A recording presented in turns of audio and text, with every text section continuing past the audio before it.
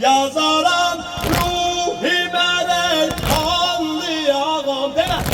Yazaram ruhime reyhanlı ağam, alemin derdine dermanlı ağam, alemin derdine dermanlı ağam. Ama değil mi ha?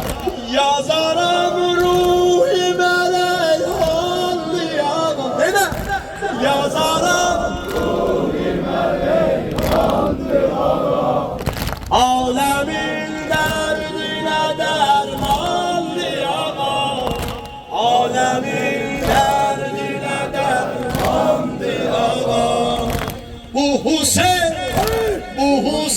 zikri şarap etti mənə, süd verəndə ona öyrətdi mənə, qara köynəklərimi izlətdi mənə. Mən gədayəm, mənə sultandı ağam, alemin dərdinə dərmandı ağam. Yazaram ruhime reyhanlı ağam, yazaram ruhime reyhanlı ağam, alemin derdine dermanlı ağam, alemin derdine dermanlı ağam. Gözüme çəkmə behiştin bağını, min bana vermem onun dırnağını. Gözüme çəkmə behiştin bağını, min bana vermem onun dırnağını.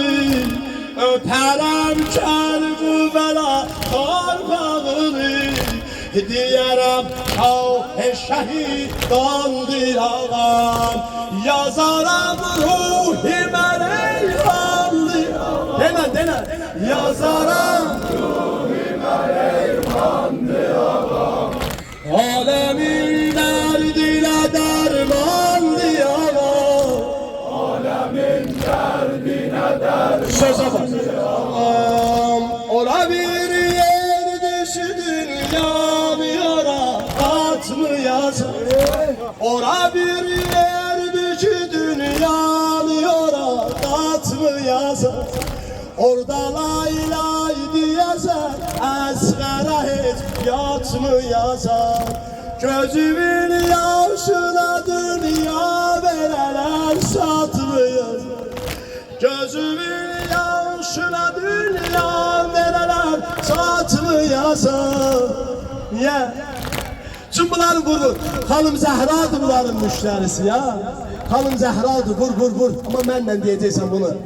Ey Xuda biz